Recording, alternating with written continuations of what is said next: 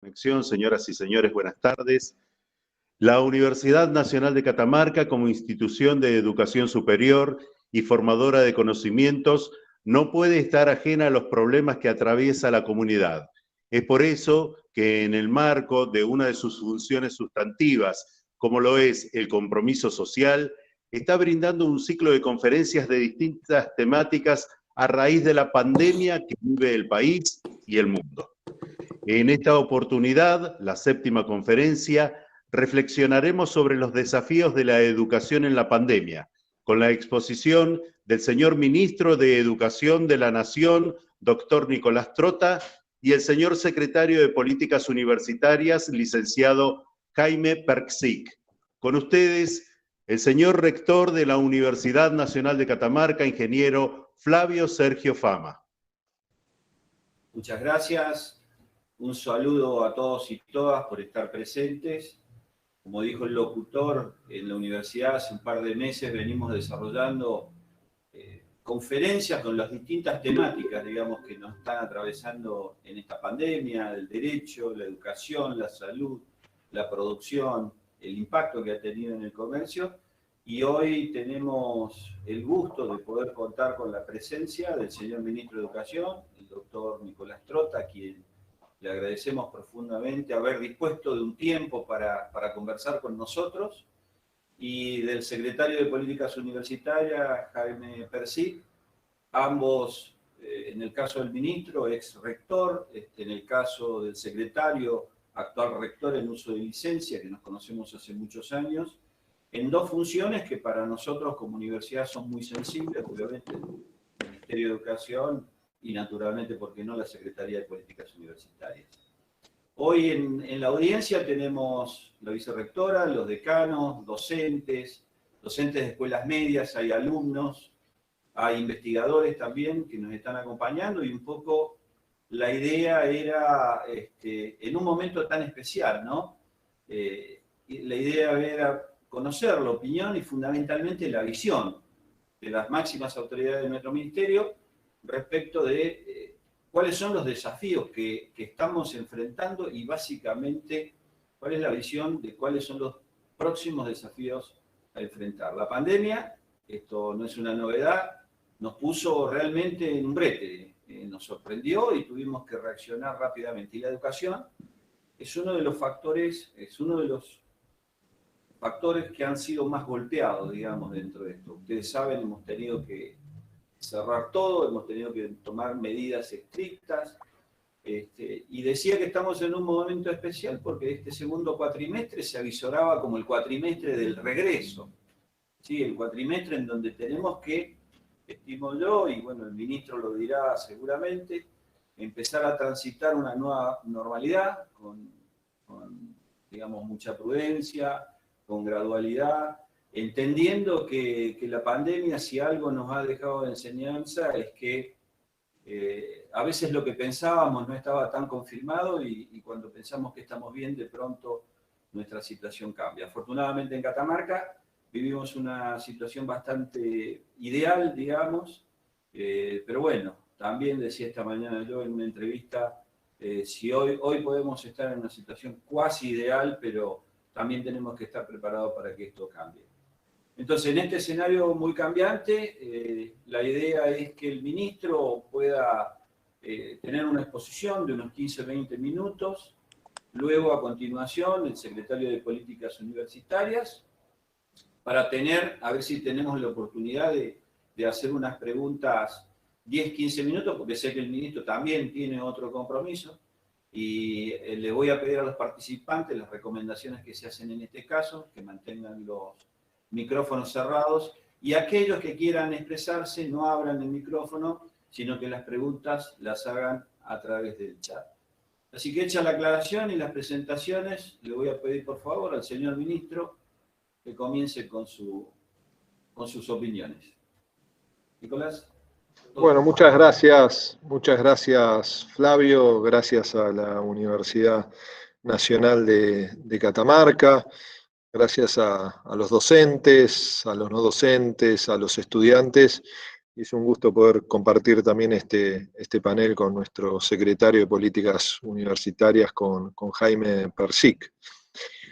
Creo que todos estamos viviendo un momento absolutamente desafiante, ¿no? En todos los niveles de nuestro sistema educativo, y lo charlábamos los otros días, Flavio, contigo y con el gobernador Jalil, ¿no? Cuando tuvimos la reunión de trabajo para proyectar el regreso a las aulas en la provincia de Catamarca, dada la realidad epidemiológica, ¿no? Que como bien claramente vos marcás, es cambiante, así que hay que sostener todas las instancias de cuidado que permita que la provincia sostenga, ¿no? Esa situación comparativamente tan positiva que tiene, ¿no? Y por eso creo que todos estamos muy entusiasmados de que el día martes puedan empezar a regresar los chicos de los últimos años del primario y del secundario en la provincia, como lo hicieron el lunes pasado en San Juan, y como en 14 de los 19 departamentos de San Juan, y como hoy lo hicieron en 10 de las 19 delegaciones de la provincia de Formosa. Pero a diferencia de lo que va a ocurrir en Catamarca o San Juan, en Formosa regresaron todos los niveles 2 días a la semana, ¿no? Se van dividiendo las aulas en 2. Por eso creemos que el desafío que se nos presenta se vincula a la aplicación de estos protocolos que hemos trabajado desde fines del mes de mayo y que hemos logrado aprobar por unanimidad en el caso de la educación obligatoria en el Consejo Federal de Educación y en el caso de los protocolos para la educación superior, para la educación universitaria en el marco del CIN y del Consejo de Rectores de Universidades Privadas.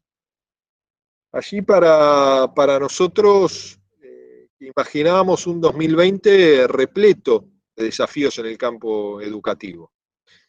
Un 2020 que nosotros pretendemos que deje atrás el proceso de desaprensión que vivía el sistema educativo en los últimos 4 años, que se vinculaba, entre otros aspectos, a la marcada retracción en los procesos de inversión educativa. Para entrar en debates subjetivos, no podemos exclusivamente analizar lo que ha sido, ¿no? La retracción en la inversión educativa, ¿no? Del 6,1 en el 2015 al 4,8 previo a la pandemia.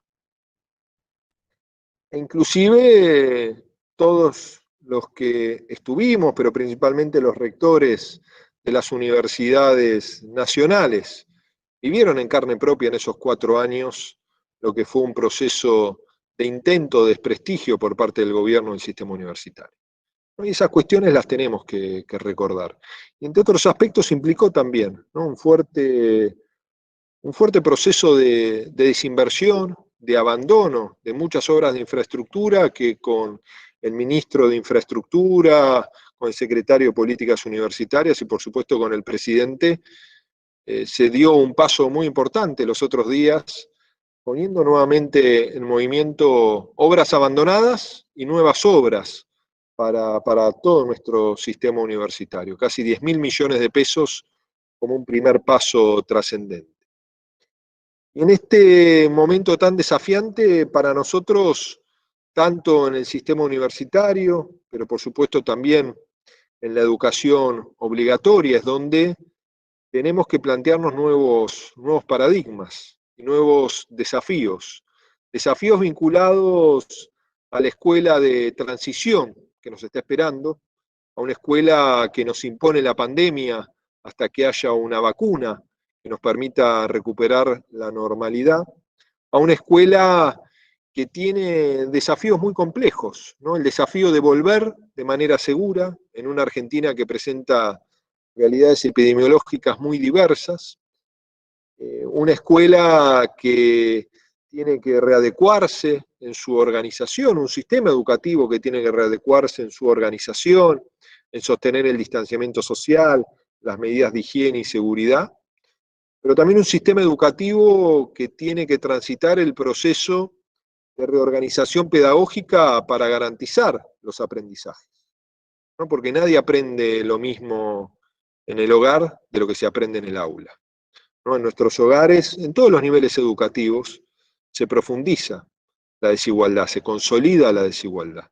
Esa desigualdad que asumimos el compromiso de quebrar, de enfrentar, de modificar en nuestras aulas. Y esa desigualdad que en el caso de la educación obligatoria se ve impactada también por la trayectoria educativa de los adultos del hogar para acompañar a los más pequeños, ¿no? Principalmente la mujer, porque la trayectoria educativa de la mamá, porque en 9 de cada 10 hogares la continuidad educativa, pedagógica, el acompañamiento lo lleva adelante la mamá, ¿no? Que se asocia tanto a las tareas de cuidado, ¿no? En nuestras sociedades todavía tan machistas, tenemos que trabajar en el marco de la escuela para reconfigurar esas conductas y generar una paridad en la responsabilidad de las tareas de cuidado. Y esta escuela que tiene que reorganizarse, donde nosotros en el marco del Consejo Federal estamos debatiendo las instancias de promoción, las instancias de reorganización vinculado al concepto de la unidad pedagógica, ¿no? Que nos permita que todos aquellos saberes que no pudimos transitar en este año excepcional, los reorganicemos en el 2021, en el 2022, porque además se empiezan a sumar complejidades adicionales, ¿no? A este desafío de educar a la distancia en esta Argentina desigual, que es el momento diferente de regreso a las aulas. Digo, hay provincias que estamos dando pasos claros en ese sentido y jurisdicciones que todavía hay mucha incertidumbre en cuanto al regreso, como en la región metropolitana donde estamos con Jimmy en este momento, de Buenos Aires. Y allí también la escuela, para nosotros, tiene muchísimo que aportar en el marco de algo sumamente trascendente, que es el impacto subjetivo de la pandemia.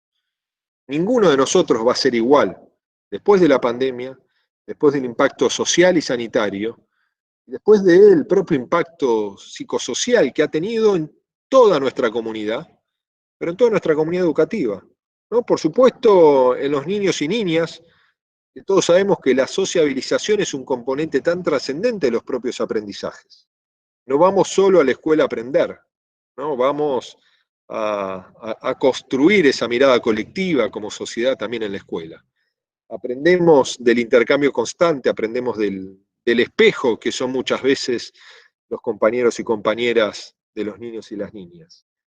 Y es ahí donde la escuela tiene mucho para dar, también para acompañar a nuestros maestros y a nuestras maestras y el rol que van a tener ellos en procesar estos momentos tan difíciles y tan complejos que estamos transitando. Y ahí nosotros, todos estos pasos, creemos que en una Argentina que debe recuperar una mirada federal en su propuesta educativa, implica que cada una de estas propuestas no son propuestas del Ministerio de Educación. Deben ser políticas construidas colectivamente entre el Ministerio de Educación y las 24 jurisdicciones. Por eso, para nuestra gestión, ¿no? El diálogo con las organizaciones docentes es fundamental en todos los niveles, ¿no? El diálogo con los sindicatos docentes de la educación obligatoria, pero con los sindicatos docentes universitarios y no docentes universitarios, es fundamental. No concebimos otra agenda educativa que sea a partir del diálogo con todos los actores del sistema. No concebimos otra política educativa que no implique, ¿no? Que esos consensos sean los consensos construidos entre nuestro ministerio y las 24 jurisdicciones educativas. Respetando, valorando y aprendiendo mutuamente la diversidad de realidades que transita la Argentina, pero con un concepto también real que tenemos que hacernos cargo y que distintos momentos políticos tuvieron la capacidad de asumir ese desafío, como lo fue la gestión de Néstor y Cristina Kirchner, ¿no? Cómo logramos, ¿no? El desarrollo en conjunto de la Argentina, ¿no? Remarcando que donde hay más necesidad tiene que haber más escuela, y que nosotros necesitamos que el desarrollo tenga una mirada que permita la convergencia de ese desarrollo. Es ahí donde, en particular, en el norte grande, hay una enorme responsabilidad de toda la sociedad para lograr que provincias, por el modelo de desarrollo tan centralizado que ha tenido la Argentina, se han transformado en provincias que distan mucho, ¿no? De la enorme potencialidad y capacidad que tienen. Y es ahí donde, ¿no?, por más que el país se desarrolle, si no hay una política de convergencia en el desarrollo, la distancia no se reduce, ¿no? La concentración, la riqueza tiende a concentrarse. La manera de romper esa tendencia a la concentración es con Estado presente, con Estado que promueva el desarrollo, con Estado que promueva esas políticas públicas que tiendan a la convergencia, al desarrollo. Y para nosotros, en ese sentido, ¿no?, esta pandemia que ha implicado la visibilización de la desigualdad, se ha iluminado la desigualdad. Nadie puede desconocer la desigualdad que transita la Argentina, que transitaba previamente a la pandemia, en 4 años muy negativos, y que también tenemos que ser conscientes que el mundo y la Argentina va a ser más desigual luego de la pandemia. Lo que nos define a nosotros es qué estamos haciendo para contener el impacto de la pandemia y qué vamos a hacer para poder enfrentar esa profunda desigualdad, ¿no? Y ahí nosotros, en parte, ¿no?, con enorme compromiso de toda nuestra comunidad educativa, porque en nuestros docentes está el mayor mérito de la continuidad pedagógica tan diversa, tan dispar que se está llevando adelante. Pero también en el compromiso de los estados, ¿no?, del Estado Nacional, de los estados provinciales, en distintas iniciativas. Para poner ejemplos simples, llevamos distribuidos más de 36 millones de cuadernos, ¿no?, en todo nuestro país, principalmente en los hogares que tienen menor nivel de conectividad y mayor nivel de vulnerabilidad social. Tenemos producidas más de 1.300 horas de radio y televisión para llegar a aquellos lugares donde hay menor conectividad, pero donde penetra la radio y penetra la televisión. Son más de 150 radios, con Radio Nacional a la cabeza, y sus 49 emisoras que emiten las 7 horas de radio clases. Por supuesto que no resuelve la desigualdad, pero es la responsabilidad del Estado de generar todas las herramientas posibles para lograr esa continuidad educativa. Y es así donde también hemos logrado, ¿no?, la gratuidad de la navegabilidad de nuestro portal, Seguimos Educando, con más de 10.000 recursos educativos, la gratuidad de la navegabilidad de celulares de los 24 portales de las jurisdicciones educativas y de las 57 universidades nacionales. No es suficiente todavía, pero es un paso certero. Y el otro punto fundamental, ¿no?, en este desafío que tenemos por delante es asumir la responsabilidad indelegable del Estado en una política que permita la conectividad y el acceso, no solo a la web, sino también a las herramientas tecnológicas que permitan esa posibilidad de profundizar los procesos de aprendizaje a la distancia. No podemos hablar de virtualización educativa, no solo por la desigualdad de acceso a la web y la desigualdad de acceso a computadoras en nuestro país, que se ha agravado por la interrupción de un programa como Conectar Igualdad en la última gestión de gobierno nacional, en la gestión de Mauricio Macri. Sino tampoco podemos hablar de virtualización educativa porque nuestro sistema educativo no estaba preparado en el diseño institucional, no estaban preparados nuestros maestros o docentes, a pesar del enorme esfuerzo que están llevando adelante, como tampoco estaba madura nuestra sociedad en la apropiación del uso de la tecnología. Pero ese es el horizonte que tenemos por delante en un proceso de esa escuela de transición que nos espera, que no sabemos cuánto tiempo vamos a tener que caminar con ella. Y por otro lado también, porque creo que algo positivo que nos deja esta pandemia es, ¿no?, el masivo uso de la tecnología en la cotidianeidad de nuestras vidas. Eso también es un activo que lo tenemos que poner al servicio de la mejora de los procesos de enseñanza-aprendizaje, remarcando que la tecnología es una herramienta, no un fin en sí mismo, ¿no?, y que por supuesto tiene que tener la mirada pedagógica adecuada, porque al mismo tiempo en todos los niveles educativos esta pandemia implica la reafirmación de lo irreemplazable que es el trabajo en el aula, de lo irreemplazable que es la presencia física del docente y los estudiantes, ¿no?, en el proceso de creación colectiva de conocimiento, ¿no? Aprende el docente, enseña el docente, aprenden los estudiantes entre las propias reflexiones que se comparten en el trabajo áulico. Y eso es algo que también deja claro esta pandemia. Y para nosotros también, un activo que nos deja esta pandemia es el profundo reconocimiento social que hoy tiene nuestro sistema educativo, nuestros maestros y maestras y la propia escuela, como también nuestras universidades. Hoy compartimos con el presidente Alberto Fernández el aniversario de la Universidad de Buenos Aires, también con el secretario de Políticas Universitarias, hoy también que es el aniversario de creación de la Universidad Nacional de La Plata, y la realidad es que en estos meses tan difíciles también emergieron los mayores compromisos y se hicieron visibles también lo que ha implicado el sistema universitario argentino a lo largo de la historia. No solo en nuestros hospitales universitarios, no solo en nuestros centros de investigación, no solo en los voluntariados que llevan adelante nuestras universidades, o en cómo se han transformado muchas aulas en centros, ¿no?, para atender a pacientes leves de COVID-19, sino también en el momento que recorremos nuestros hospitales y vemos que nuestras médicas, nuestros bioquímicos, nuestras enfermeras, nuestros farmacéuticos, son hijos de nuestras universidades públicas, ¿no? Entonces ahí también vemos la trascendencia de lo que es un sistema universitario como el argentino. Y todo esto, para finalizar, creo que nos deja una enseñanza, ¿no? Que el mercado no te cuida. Lo que nos cuida es el Estado.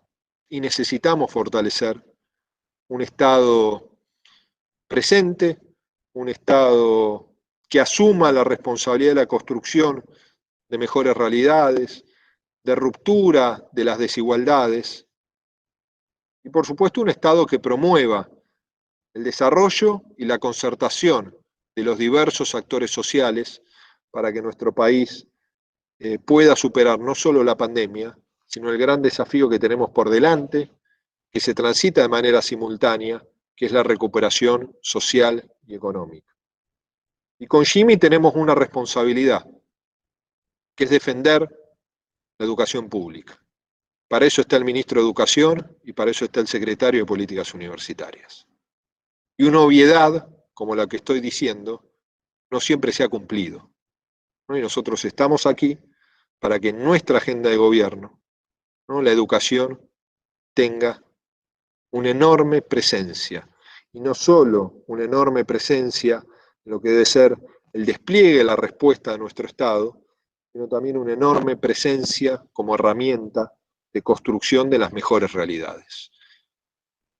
Así que agradecerte, Flavio, a vos el compromiso, agradecer a la Universidad Nacional de Catamarca, ¿no?, como a todo nuestro sistema universitario, el compromiso que han tenido en estos meses tan complejos, ¿no? Y sepan todos los claustros, ¿no?, sepan los estudiantes, los docentes, los no docentes, los investigadores, toda la comunidad educativa de la universidad, que tienen en nosotros un espacio constante de defensa de la universidad pública, de defensa de nuestro sistema educativo y por supuesto, un espacio siempre para poder debatir los enormes desafíos que tiene nuestra universidad, que tiene nuestro sistema universitario, que sin lugar a dudas son los desafíos que tiene la Argentina por delante. Así que bueno, muchas gracias a todos y todas. Gracias, ministro. Así que ahora lo vamos a escuchar a Jaime, a Jimmy, nuestro amigo y secretario de Políticas Universitarias. Bueno, gracias Flavio, gracias Nicolás. Bueno, buenas tardes a todas, a todos, a profesoras, profesores, no docentes, estudiantes, funcionarios. Bueno, agradecerles la invitación a la universidad y este rato para hablar. Desafíos de la universidad para lo que viene. Primero, me parece que hay que tomar lo que caracterizaba el ministro de cómo vamos, de dónde venimos y a dónde vamos a estar, ¿no? Nosotros vamos a salir de esto más pobres, más desiguales, con los problemas de Argentina potenciados, ¿no? Va a haber más concentración, más desigualdad. Más desigualdad significa algunos pocos mucho más ricos y muchos más pobres, ¿no? Esto es así. Siempre la pobreza es el reflejo de la riqueza también. Nosotros tenemos que ver esto. Hay algunos que pueden todo y muchos que no pueden nada. Y ahí el Estado y la educación tienen algo para decir y algo para hacer, ¿no? Más que nada para hacer. Pero para hablar de la universidad y lo que nos había pedido Flavia, la humanidad venía caminando en 4 grandes transformaciones. Que la pandemia lo que hizo fue catalizarlas, hacerlas que todo eso se acelerara. Una que tenía que ver y tiene mucho que ver con la universidad, una transformación enorme acerca del trabajo y las nuevas tecnologías. Y bueno, como hace 160 días que discutimos del virus y no nos acordamos, pero hasta febrero la discusión era el trabajo del futuro. Había gente que decía que no iba a haber trabajo, que el trabajo se iba a acabar. Había otros que decían, bueno, hay que acostumbrarse a que no sabes de qué vas a trabajar. Nosotros venimos de otra tradición, nosotros creemos que el trabajo es lo que organiza a los hombres y las mujeres, que el trabajo es lo que hace que el hombre y la mujer sean hombres y mujeres, que el trabajo es lo que organiza la sociedad, lo que la dignifica. Nosotros seguimos creyendo que es posible una sociedad de pleno empleo, creemos en el trabajo con derechos, creemos que la tecnología, la automatización, la robótica, no tienen necesariamente que reemplazar al hombre, no tienen que reemplazar a la mujer, no tienen que reemplazar al trabajo. Lo que pueden hacer es aliviarlo, hacerlo más productivo, enriquecerlo, diversificarlo, hacerlo más creativo, jerarquizar al ser humano. Pero el que está en el centro de todo no es la tecnología, el que está en el centro de todo son los hombres y las mujeres, fundamentalmente para nosotros los hombres y las mujeres de nuestra patria. ¿Y esto por qué lo digo con la universidad? Porque la universidad tiene que pensar cómo investigar en relación, no toda investigación de la universidad tiene que ser en líneas que hablan de reemplazar al trabajo del hombre y la mujer. Hay otros modelos, hay otros paradigmas que hablan de trabajo y tecnología y no hablan de reemplazar a los hombres y las mujeres, no hablan de que el trabajo va a desaparecer. Los que dicen que va a desaparecer es una línea de investigación. Las universidades tenemos la obligación de pensar en otros modelos de investigación, aportarlos, hacerlos visibles, hacerlos discutibles, ponerlos a disposición del Estado, del gobierno, de los empresarios, de los trabajadores. Pero ahí hay una gran transformación que la humanidad venía discutiendo, que es el trabajo y la incorporación de la tecnología. La segunda es la gran transformación demográfica, ¿no? Esto que se da en algunos países de que no hay más pirámides poblacionales, ¿no? De que no hay más pirámides poblacionales, no hay muchos más jóvenes y menos como yo viejos, sino que lo que hay es, la forma no es más de pirámide, sino que la forma es de una bomba, ¿no? La concentración humana en grandes ciudades. La Argentina pasó en 50 años de tener la mitad de su población rural a tener casi el 90% de población urbana. Y eso que ha generado concentraciones de riqueza y concentraciones de pobreza, ¿no? ¿Por qué? Porque esas grandes concentraciones humanas lo que hacen es juntar a los mismos en los mismos lugares. A la clase media en un lado, a los ricos en otro, y a los más humildes y los pobres en otro lado. Y eso lo venía discutiendo la humanidad, la demografía, ¿no? Veníamos discutiendo eso. La tercera gran discusión, la tercera gran transformación que venía es la del medio ambiente, que tiene un documento extraordinario del Papa Francisco, Laudato Si', que vincula, que nos habla de ecología integral, entonces vincula el medio ambiente a las sociedades humanas y que tiene un antecedente que yo lo recomiendo sinceramente para leer a todos, que es la carta del general Perón de 1972 a los pueblos y gobiernos del mundo, ¿no? Hace 72, no sé, pasaron muchos años, ¿cuántos van? 40 y pico, 48 años, donde hace un anticipo de este drama que está viviendo la humanidad, que está consumiendo su propia casa, genera los mecanismos para degradar el propio lugar donde la humanidad tiene que vivir, e inventa consumos que degradan el lugar en donde todos vivimos. ¿Y qué lugar degrada más? Bueno, a simple vista pareciera ser que degrada más el de los más pobres. Pero el medio ambiente es incontrolable, no tiene fronteras, no tiene límites. No tiene los límites políticos de las provincias, los límites políticos de los países. Y eso la humanidad lo venía discutiendo, el Papa Francisco hace un planteo doctrinario, pero nosotros tenemos que escuchar a los jóvenes, mucho más preocupados que nosotros por el medio ambiente, con preocupaciones que a nosotros nos parecen muchas veces que no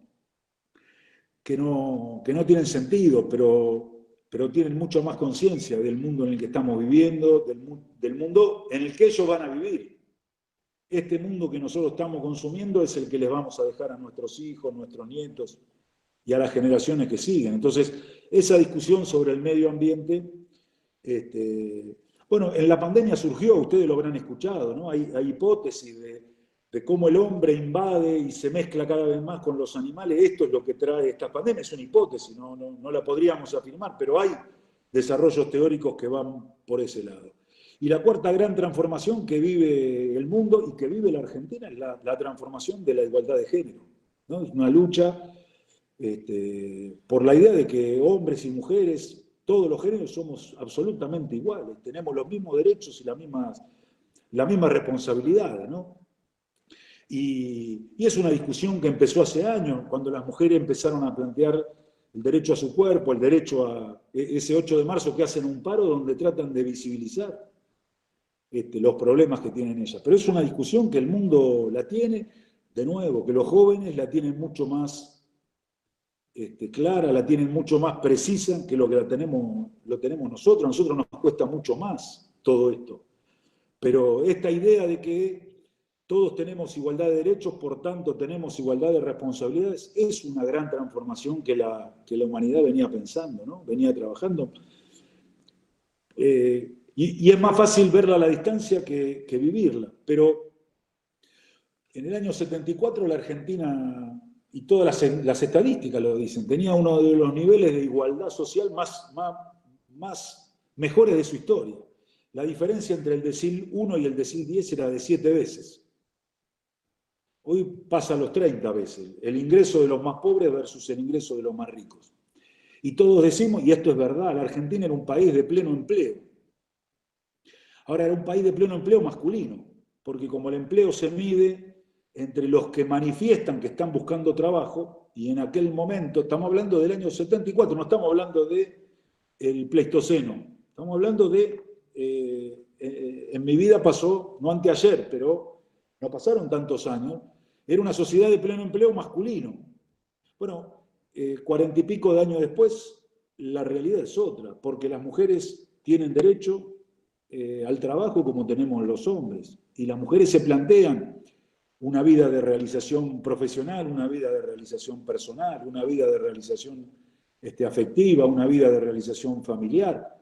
No es nada más la vida social para el hombre y la mujer la vida de la casa. Esto se estaba discutiendo, y de nuevo lo digo, tenemos que ser capaces de escuchar a los jóvenes que tienen estas cuestiones, las tienen mucho más claras que nosotros. Bueno, en ese contexto se da este virus que paraliza la economía mundial, que hace visible realineamientos geopolíticos que todavía no terminamos de entender, que destruye economía, que genera más pobreza, más desigualdad, y del que vamos a salir más golpeados, esto es indudable.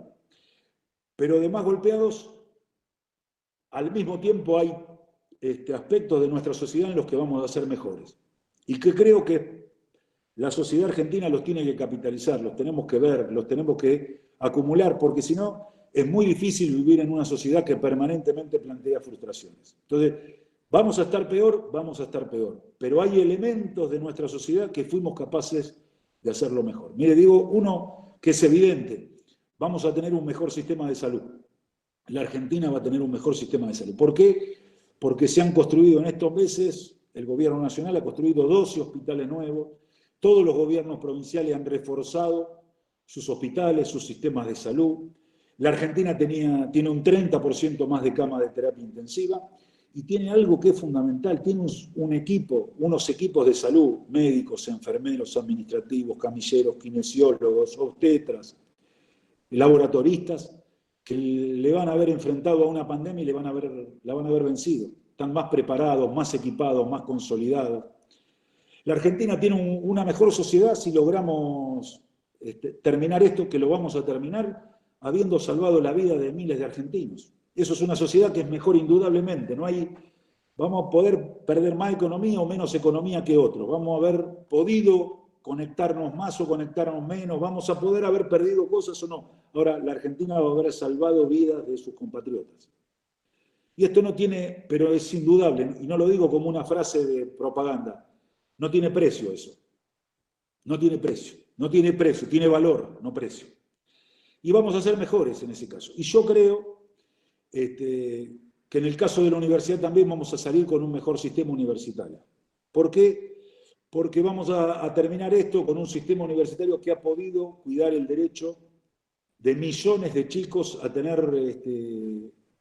proteger el derecho de millones de chicos a la educación universitaria. Porque en 3 semanas, desde el 13 de marzo al 1 de abril, pasamos de una educación universitaria eminentemente presencial a educación universitaria virtual, en emergencia, con dificultades, pero hemos podido garantizar mayoritariamente el derecho de chicas y chicos a seguir estudiando. Y esto tiene un valor enorme. Esto lo han hecho los profesores y las profesoras de las universidades, los no docentes y las no docentes de las universidades, lo han hecho las autoridades de las universidades y lo han hecho las chicas y los chicos, los han hecho nuestros estudiantes, que se han roto el alma para poder hacer esto en condiciones en las que no estaban preparados. Y eso habla de una universidad que es mejor. Y una universidad que es mejor, como decía Nicolás, porque los hospitales universitarios se reforzaron, porque los chicos en masa han salido a ser de voluntario, han salido a hisopar, han salido a distribuir alimentos, han salido a hacer controles sanitarios, han colaborado con la tercera edad en compras, en atención, en llamados telefónicos. Entonces, cada vez que hablamos con alguien, hoy la universidad es una institución en la que el pueblo presenta una gran confianza. Y esa gran confianza, esa gran expectativa genera una esperanza. Esa esperanza que tiene el pueblo en la universidad, la esperanza es alguien que está esperando algo. Y el pueblo argentino, sus estudiantes, los papás, los vecinos, los empresarios, el movimiento obrero organizado espera algo de la universidad. Hay una esperanza y alguien que espera algo. Y creo yo que esa esperanza se traduce en 4 o 5 cosas, para decir rápido y porque se está acabando el tiempo, que la universidad tiene la responsabilidad de organizarse y hacer. Una es, tenemos la responsabilidad, la obligación de ir a buscar a todos los chicos que se nos fueron en estos meses, en esta tragedia. Los que se fueron porque no pudimos ofrecerles una oferta académica y pedagógica acorde, los que no tenían conectividad, los que no pudieron, los que no pudimos, los que no supimos. Tenemos la obligación de uno por uno ir a buscarlos. Tenemos la obligación de llamarlos, de decirles que en la Universidad Pública Argentina hay un lugar para ellos, que es el lugar de ellos. En segundo lugar, tenemos que, y esto es un trabajo de las autoridades, pero también de toda la comunidad universitaria, construir una nueva síntesis de una nueva pedagogía universitaria. Porque esto que hicimos en estos meses, que lo empezamos por obligación y por responsabilidad, tuvo cosas que estuvieron muy bien hechas. Y tenemos la responsabilidad académica, científica, política, de incorporarlo a lo que viene. Porque nosotros, el pensamiento más conservador, con el que no estoy de acuerdo, sería, bueno, ahora que volvemos, no hagamos nada de lo que hicimos. Pero si lo que hicimos estuvo bien, tiene que estar incorporado en lo que viene. Digo, todos teníamos en la Universidad Pública Argentina tradiciones que hoy sabemos que no sirven, que no van a volver, pero que sabemos que no sirven. Todos teníamos en las primeras materias de humanidades, de las económicas, en los primeros años de la carrera de salud, esas clases de 500, 600 chicos, todos en un aula, chicos afuera porque no entraban en el aula, y que lo único que producían era, entre comillas, una promoción darwiniana, ¿no? El que sobrevivía pasaba. Ahora, eso académicamente todos sabemos que no tiene sentido, pero eso tampoco va a volver, porque las normas sanitarias y académicas nos están planteando que no vamos a poder juntarnos mucho tiempo, muchas personas en un mismo lugar, que eso es una clase. Pero sanitariamente no vamos a tener posibilidades. Entonces vamos a tener que construir una nueva idea de pedagogía universitaria en la que sinteticemos todo lo que veníamos haciendo desde 1613 que se creó la Universidad Nacional de Córdoba hasta 2015 que se crearon las últimas universidades argentinas, todo ese conocimiento pedagógico acumulado con lo que hemos hecho muy bien en estos meses de este drama que estamos viviendo. Eso implica producción, sistematización, inversión, capacitación, formación, esfuerzo, y creo que también con eso vamos a tener una mejor universidad.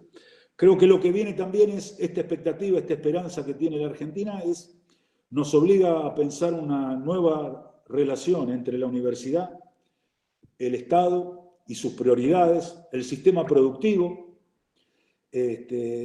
Nosotros muchas veces investigamos los que creemos que tenemos que investigar, y creo que hay que dar paso a que progresivamente empecemos a investigar o continuemos investigando aquello que necesita la Argentina para desarrollarse, lo que necesita cada provincia para desarrollarse en términos de producción, en términos de sanitarismo y en términos de educación. Hago un paréntesis, la universidad tiene que tener una responsabilidad con la escuela secundaria que viene, que va a tener un montón de problemas, con los chicos de la escuela secundaria. No es un agregado a la tarea de la universidad, es constitutivo de la universidad, preocuparse y ocuparse del resto del sistema educativo, y los que más problemas van a tener son nuestras jóvenes, nuestros chicos de 14, de 15, de 16, de 17. Tenemos que abrir los brazos, vincularnos con los ministerios de educación, con las gobernaciones, con los municipios. Tenemos que tener una política activa para con la escuela secundaria, que es lo que va a quedar más golpeado de este drama. Investigación vinculada a la producción, y algo que venimos trabajando y que Flavio lo sabe, lo hemos discutido muchísimo. La Universidad Argentina tiene una larga tradición en trabajar con estudiantes que trabajan. Y digo dos veces el verbo trabajar. La Universidad Argentina, la Universidad Pública Argentina sabe trabajar con estudiantes que trabajan. Pero tenemos una nueva responsabilidad que se vincula a la primera transformación, el trabajo y la transformación del trabajo, que es el derecho que tienen los trabajadores argentinos a formarse en la universidad. Que no son estudiantes que trabajan, son trabajadores que tienen derecho a estudiar y a formarse. Y tenemos que pensar eso porque en la Argentina los trabajadores están organizados. Están organizados. Los trabajadores que tienen ocupación y aquellos que no tienen ocupación tienen representación y están organizados. Y tenemos que ofrecer oficio, formación profesional, en trayectos, en tramos, en automatización, en seguridad, higiene, en nuevas tecnologías, en alfabetización digital, en oficios. No lo que nosotros sabemos, sino lo que demandan los trabajadores que tienen derecho a ir a la universidad. Y tienen derecho porque la sostienen día a día. Y porque nosotros sabemos que hay universidad porque hay estudiantes. Y hay universidad porque hay miles y millones de argentinos que la mantienen con un esfuerzo enorme.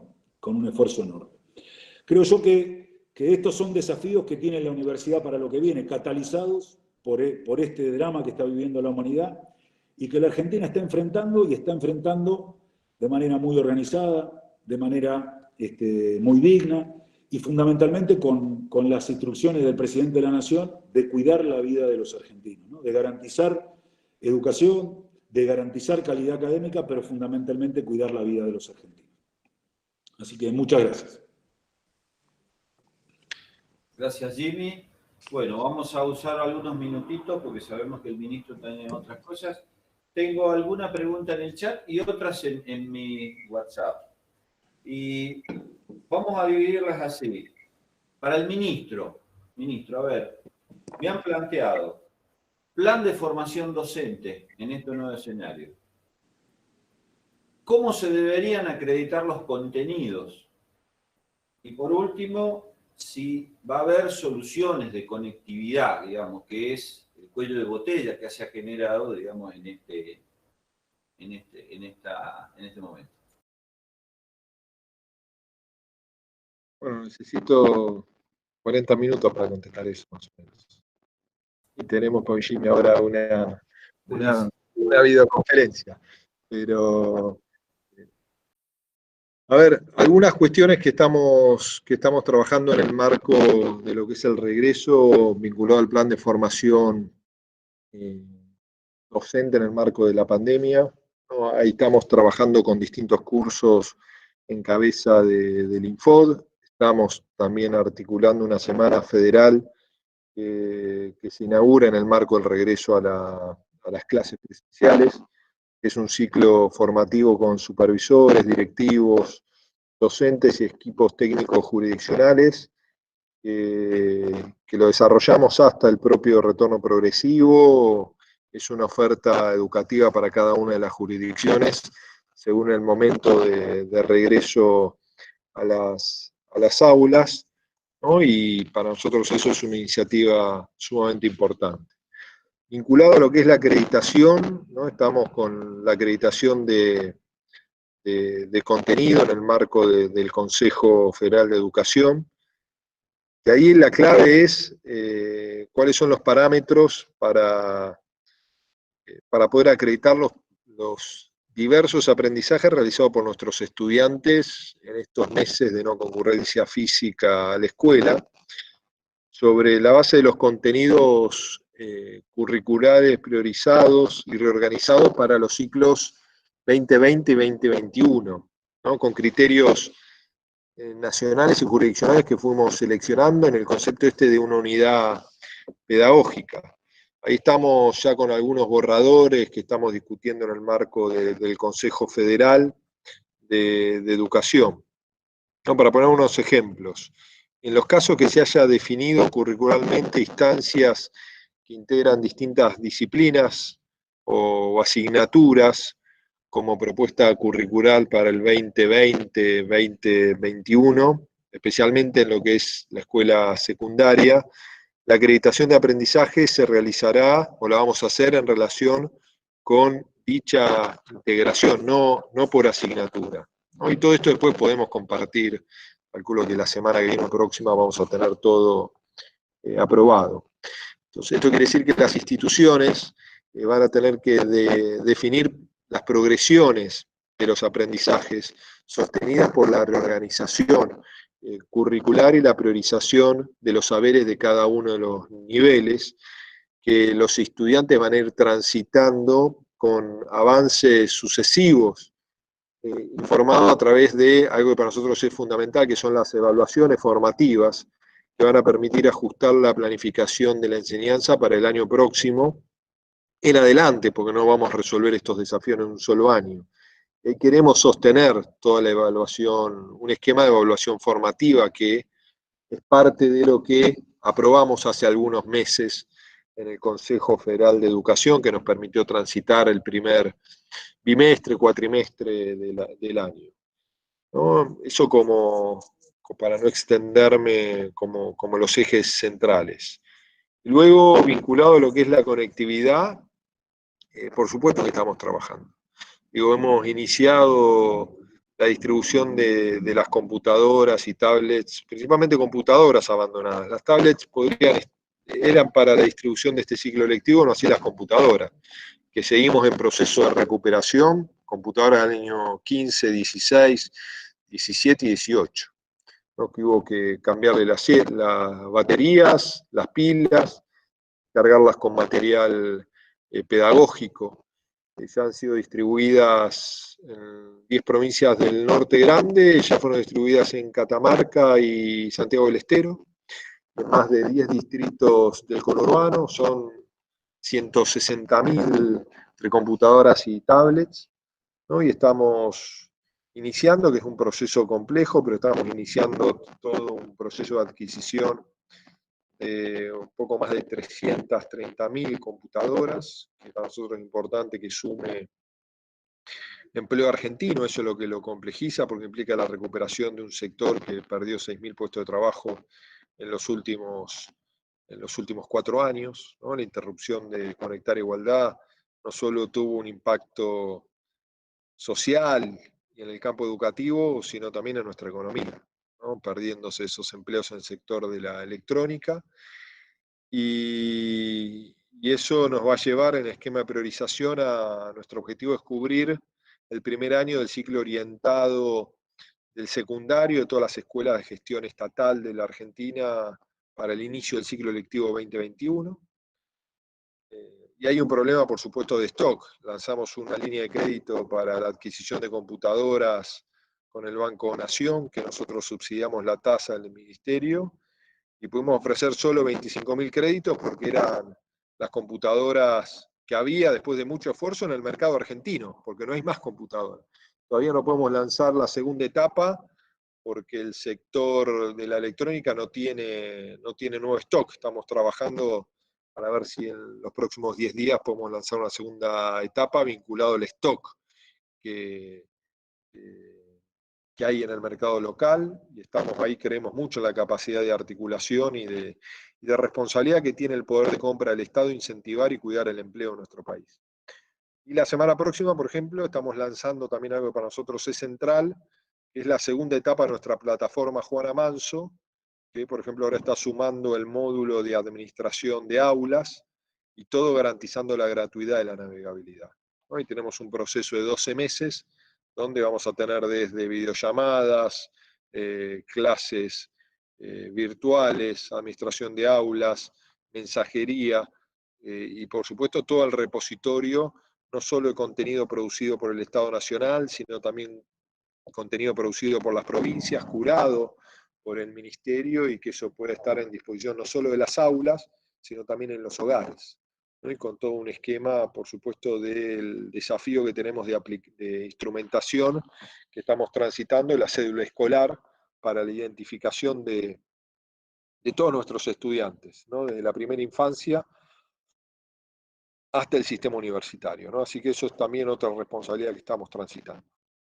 Pero por supuesto cobra enorme centralidad todo lo que son el nuevo plan de conectividad Juana Manso, no solo en el marco de la pandemia, sino como herramienta para mejorar el proceso de enseñanza-aprendizaje.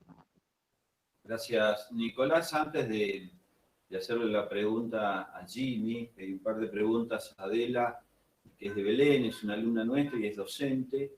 Plantea algo que también es cierto, ¿no? Que también hemos descubierto que nuestros chicos tienen poca autonomía de trabajo, ¿no? Que esto es algo que la universidad debe trabajar fuertemente con la escuela media y la escuela primaria para ir mejorando eso, y que los chicos tengan un tránsito más aliviado, digamos, hacia la universidad.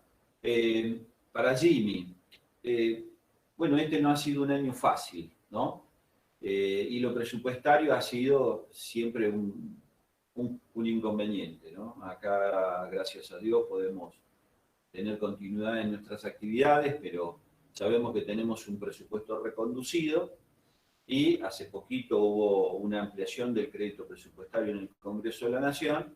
La pregunta apunta específicamente a cómo se está viendo el presupuesto 2021, si se va realmente a priorizar la educación. Bueno, la pregunta, a ver, el presupuesto tiene en la administración pública y en las universidades tiene varias componentes, varios análisis, porque el presupuesto es el que vota el Congreso, el presupuesto después se ejecuta, el presupuesto el Estado devenga, que es compromete pagar algo, después efectivamente lo paga, la universidad lo recibe, con eso, bueno, esto es casi una jerga, ¿no? Que para entendidos, pero es así. Nosotros tenemos hoy un presupuesto reconducido del año pasado, que se votó en octubre del 18, y que el año pasado lo que nos habían pagado a las universidades, esto es lo que efectivamente había entrado en las cuentas de las universidades, era los gastos para hacer frente a los salarios de docentes y no docentes y autoridades. Y de 12 meses, nosotros recibimos, las universidades todos los meses, una cuota para pagar salario y otra cuota para pagar lo que se llama gasto de funcionamiento, que para cada universidad estos son, inciso 2, 3, 4 y 5 del presupuesto, ¿no? El año pasado, de las 12 cuotas de gasto de funcionamiento, habíamos recibido 7. Lo demás era deuda, no lo teníamos. O sea, las universidades teníamos acreencias y no podíamos hacer nada con las deudas. Y este año estamos en el mes de agosto, las universidades debíamos haber recibido 7 meses, enero, febrero, marzo, abril, mayo, junio y julio, y recibimos los 7 meses y recibimos los 5 que se nos adeudaban del año pasado. Por tanto, el año pasado en 7 meses habíamos recibido, en 12 meses habíamos recibido 7, este año en 7 meses recibimos 12. Por tanto, en términos reales y efectivos, de lo que representa para las universidades es un aumento del presupuesto para gastos de funcionamiento. También recibimos, y esto lo digo, pero huelga decirlo porque todos lo saben, nosotros hemos enviado y las universidades han recibido todos los recursos para los gastos de salarios y cargas sociales como corresponde, ¿no? Para el año que viene todavía no está claro cuál es el panorama económico, porque eso se refleja en el presupuesto y el gobierno nacional no ha planteado cuáles son las metas macroeconómicas para el presupuesto del año que viene. Y las universidades estamos siempre en ese presupuesto de decisiones macroeconómicas que se plantean para el año que viene. Lo que sí sabemos, y es la expresión pública del presidente, es que la universidad no es una variable de ajuste, que la universidad es una de las palancas de desarrollo, y eso no es discursivo, eso después tiene que ver con el presupuesto, y hasta ahora se ha cumplido. En el año, yo no soy economista, ni cerca estoy, si no es la crisis más profunda que ha tenido el capitalismo en su historia, le pega en el palo. Y en ese contexto, las universidades nos ha pasado lo que acabamos de describir. Hemos recibido más gastos de funcionamiento, hemos recibido absolutamente todo lo vinculado a los salarios. Ha habido un refuerzo enorme en la función ciencia-técnica, enorme en todo el sistema científico-tecnológico, y el presidente, recién lo contaba el ministro de Educación y el ministro de Obras Públicas, se ocuparon hace 3 semanas de decir, además de todo eso, hay un plan de obras de 9.600 millones de pesos para infraestructura universitaria, ¿no? Que además hay una obra en la Universidad de Catamarca que, bueno, ahora depende de nosotros, ¿no? Depende del Ministerio de Educación, de Obra Pública y de la universidad, que esa obra la concretemos. Tenemos los recursos, ahora viene un trabajo administrativo para completarlo. Entonces, digo, en realidad, las decisiones con el presupuesto, las decisiones macroeconómicas se verán cuando el Gobierno Nacional envíe al Congreso a mitad de septiembre el presupuesto nacional. Gracias, Jimmy. Bueno, alguna última cosa para el ministro que acá plantean. Hay una preocupación, plantean acá la audiencia, si el ministro va a continuar con estos programas de articulación entre universidad y escuela media, eso por un lado, y hay una preguntita específica para las escuelas técnicas, ¿cómo sería la articulación y la acreditación de contenidos en las escuelas técnicas, si hay alguna definición al respecto? Bueno, la segunda estamos trabajando en esa definición con la complejidad que tiene la acreditación y todas las prácticas profesionalizantes, ¿no? Ese es un desafío en el cual estamos trabajando, como también en terminar algunos lineamientos, más allá que ya hay un protocolo específico en las distintas instancias. Eso lo lleva el director del INET, Diego Grumbeck. Y lo otro, por supuesto, que va a haber una continuidad, y es en línea que planteaba Jimmy.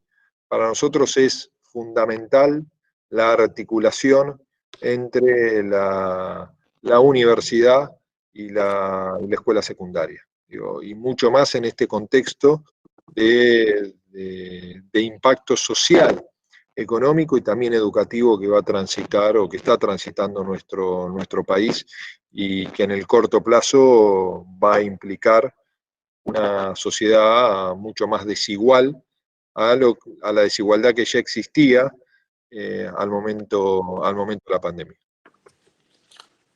Gracias, Nicolás. La última para Jimmy. Todas las universidades hemos tenido que hacer frente a la atención de esta nueva demanda tecnológica. Eso produjo que por ejemplo, nuestros sistemas de educación a distancia, que por ejemplo en el caso nuestro está acreditado por CONEAU, entrara casi en colapso. Nosotros veníamos con un nivel de rendimiento a 50% y pasamos rápidamente a un nivel de exigencia que está superando hoy el 90%. Todos estamos muy preocupados a nivel universidad. Sé que hay una propuesta del CIN. Quisiéramos saber, esto ya es una pregunta como tal, si va a haber algún tipo de apoyo para la actualización tecnológica de las universidades. Sí, estamos trabajando en esa propuesta del CIN. Estamos haciendo las evaluaciones presupuestarias correspondientes porque parte de las decisiones políticas tienen que ver con decidir a dónde van los recursos. Entonces estamos viendo en el presupuesto integral del Ministerio, con el ministro, a dónde van los recursos. No está, digamos, ante una situación de tanta demanda, cada peso creemos que tiene que ir a donde tiene que ir. Y cada uno cuando ve dónde pide su inversión, a uno le parece que la de uno es la más importante. Pero bueno, estamos en el Ministerio viendo ante necesidades que van desde chicos de jardines rurales, que no han podido ver a sus maestras nunca quizá, hasta estudiantes de postdoctorado, tenemos demandas de todo tipo. Y ante eso estamos decidiendo cómo ejecutamos el presupuesto que tenemos. Gracias, Jimmy. Bueno, no hay más preguntas, digamos, de fondo. Yo quisiera volver a agradecerle tanto al ministro como al secretario la presencia, su tiempo, su buena predisposición a responder todas las preguntas. Y sí, creo que tenemos todos un gran desafío por delante. El sistema universitario y el sistema preuniversitario también han debido enfrentar todas estas cosas. Yo creo que todos nos hemos puesto la camiseta de la defensa de la universidad y la escuela pública, que es lo más importante. En esto coincidimos todos, seguramente ampliamente. Y prueba de ello es el esfuerzo que hicieron, como bien lo dijeron, los no docentes, los docentes, los alumnos, los padres de los alumnos, las autoridades, para llevar adelante este desafío. Yo soy un tipo muy optimista, creo que de las crisis también surgen las buenas oportunidades. Es una muy buena oportunidad para rediscutir muchas cosas de la educación, para comprometernos con la defensa de la educación pública en esta nueva aparición, en esta iluminación de las desigualdades, como decía el ministro. Las desigualdades existen, pero es nuestra responsabilidad llevarlas por un camino, digamos, de recomposición, y en esto también acuerdo, creo que es fundamental que tenemos que estar comprometidos todos, como hoy acá en la audiencia, y decanos, vicedecanos, vicerrectores, rectores, docentes, investigadores, alumnos, profesores del interior de la provincia. Creo que todos estamos muy, muy comprometidos con la universidad pública y la defensa de la educación, que en definitiva es lo que nos va a sacar a ser un país como queremos serlo. Señor ministro, Nico, muchísimas gracias. Jimmy, también para vos un gran abrazo. Los esperamos en Catamarca, sé que van a andar por acá. Esperemos. Así que, bueno, yo los despido y muchas gracias a todos y felicitaciones al equipo. Chao. Chao, gracias Flavio. Hasta luego. Un abrazo, Flavio. Chao, chao.